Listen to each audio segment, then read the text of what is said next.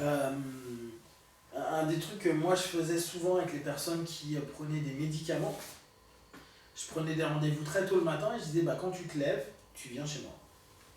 Je veux pas que tu prennes le médoc avant, pour qu'elle soit en douleur à fond.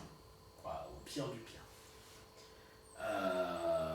Ce qui a donné des trucs très intéressants parce que des personnes qui viennent, que j'avais déjà vu, hein, qui viennent, qui sont à une douleur de 9 sur 10 parce qu'ils n'ont pas pris leur cachet, et qui, pendant la session, descendent à 4. Bah pour eux, c'est énorme de se dire j'ai pas pris ma morphine, j'ai pas pris ci, j'ai pas pris ça. Et j'arrive pas moi-même, certes accompagné, mais par moi-même, à diminuer à 4. Et bah cette personne-là, notamment qui elle m'avait fait des retours, je lui avais dit bon, tu continues tes médocs et tout, va voir ton médecin rapidement pour éviter, pour peut-être diminuer tous tes painkillers, pour simplement que tu puisses être plus en phase avec ça. Et c'est ce qu'elle a fait, le médecin était complètement ok, a diminué de façon progressive parce qu'apparemment elle avait des doses importantes. Et elle a super bien géré ça. Ce qui fait que sa douleur, le fait qu'elle se rende compte, c'est le possible qui est intéressant. C'est pour ça que je suis toujours hyper réducteur parfois avec l'hypnose. Parce que ce que je veux montrer aux gens, c'est pas les trucs des cas incroyables, mais c'est au contraire montrer les trucs de monsieur, madame, tout le monde qui est possible. Le cas du gars qui, ouais, il avait un truc de ouf, il s'est remis à marcher et puis à danser la samba, je m'en fous. C'est un mec parmi. Par contre, des monsieur, madame, tout le monde qui ont réussi au travers de leur boulot, au bout de quelques séances, à apaiser, calmer, améliorer, etc. Ça, si eux ils y sont arrivés, tu peux y arriver. Et ton cerveau il se dit bah ouais. Par contre, te dire ouais, non mais t'inquiète, après tu vas danser à samba, détends-toi. Donc aller sur du plus petit, c'est moins vendeur, clairement, c'est beaucoup moins sexy. Mais moi je crois que c'est les trucs les plus beaux que j'ai vus. C'est-à-dire j'ai vu des personnes vraiment s'apaiser, reprendre confiance dans eux-mêmes, et dire bah ouais, en fait j'y arrive, bah bien sûr que tu y arrives. C'est un mec qui court jamais, tu lui dis simplement bah voilà, tu fais 400 mètres. Voilà. Puis demain tu en feras 410 mètres. Ou peut-être dans une semaine d'ailleurs, pourquoi demain? Dans une semaine, tu prends ton temps. Mais ouais, bah, t'es pas prêt de courir ton marathon. Pas grave.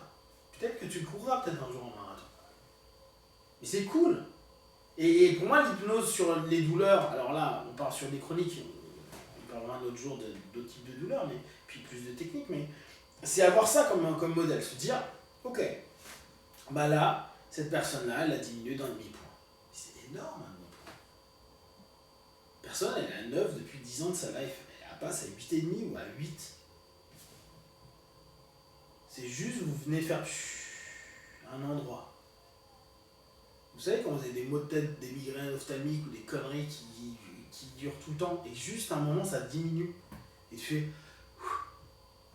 Bah, c'est ça qui. Et c'est pas ça s'est barré, c'est juste ça me fait moins mal. Bah, c'est déjà top. Et après, bah, tout le boulot, aller travailler sur l'émotionnel, l'historique, le pourquoi, le qu'est-ce que ça apporte, qu'est-ce que tu perdrais à le perdre. Et pour les douleurs fantômes, comment tu gères? Les douleurs fantômes, moi j'en ai eu que 2 fois. Et c'était avec des gens qui donc, ont eu Des amputations? ouais, des amputations. Et j'ai fait une session vraiment hyper classique en disant voilà, t'imagines ta deuxième jambe, tu vas contacter cette partie-là, tu vas me dire ce qui se passe. Dialogue avec la partie, et après juste effacement. Vraiment pas eu de truc. Un truc qui a été joli une fois, c'était un séminaire d'ultra. Ah non, je me souviens plus de son prénom.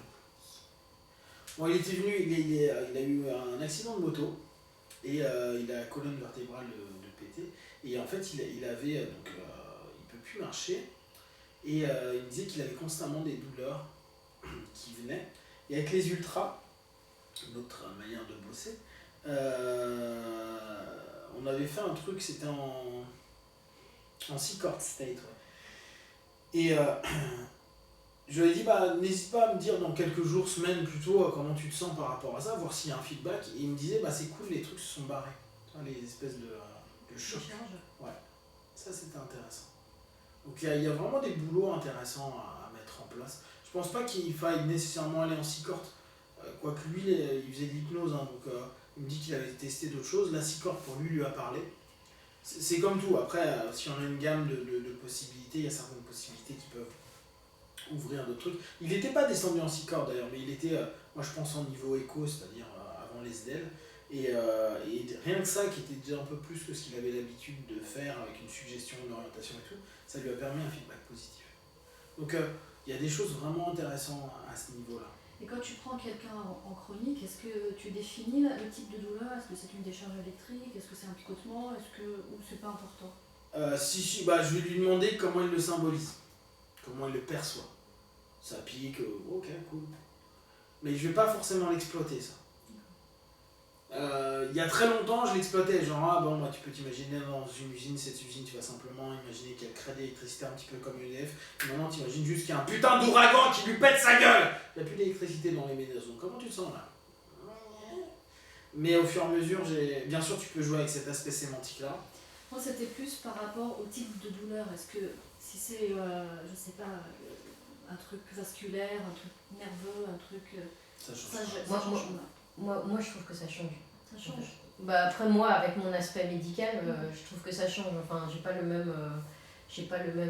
Dans le type de travail?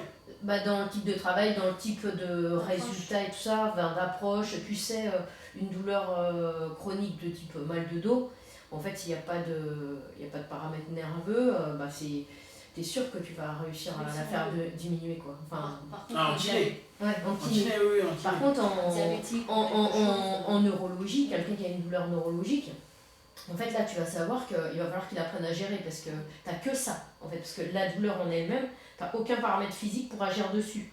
Donc, moi, ça fait une énorme différence. Alors que nous en hypnose, aucune. Ouais, c'était ça. Non, parce que tu utilises tout le temps qu'un paramètre, alors que moi, j'en utilise plein. Exactement. Ouais. Nous, on est que de toute façon là.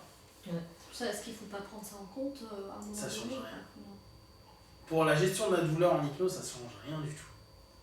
Sachant que ton boulot que tu vas faire va se travailler sur la valeur, la perception des choses que tu as. Pense bien, l'hypnose c'est juste ça, c'est changer la perception que tu vas avoir de l'information qui est proposée. Je te pose cette question parce que dans mes cours douleur, ça revient toujours. Il faut définir quel type de douleur il y a. Alors, on n'est pas allé jusqu'à maintenant l'hypnose ou comment on la prend en charge, mais en premier temps, définir le type de douleur. Non, on s'en fout. En cabinet, on s'en fout. On s'en fout parce que c'est juste, il va nous donner ses mots à lui et ça nous suffit. Les mots qu'il va utiliser, on va le réexploiter, c'est tout. Ouais, c'est comme une chaleur, tu vas simplement imaginer. Exemple, j'avais une dame qui avait une opération, et depuis l'opération, elle me dit j'ai des brûlures tout le temps au niveau du dos. Et bon, j'ai suspecté qu'il y a eu peut-être un moment, le gars qui devait boire un café ou un truc qui était chaud, qui a dit oh putain, c'est chaud. Et elle a gardé ça en tête. Et qu'importe, tu vois, à la limite, est-ce que c'était ça, est-ce que c'était autre chose, est-ce que c'est.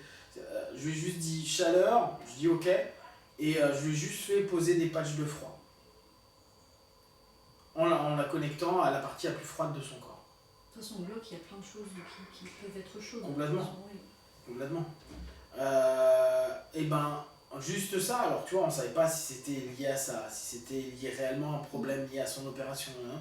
Ben, juste cet effet-là, le feedback, il s'est fait très très vite. On s'en fout nous, de savoir si justement si c'est neuro ou si c'est juste musculaire, fibreux. C'est quelle perception tu as. Parce que nous, et là nous c'est très bien, quoi, notre discipline là-dessus est bien définie, on touche pas le reste. C'est pour ça qu'on ne gère pas la douleur physique entre guillemets. Nous on gère la perception que tu peux avoir de la douleur. Donc le cadre que tu mets autour de cette douleur-là. C'est que ça qu'on fait. Donc l'émotion, la sensation, la perception.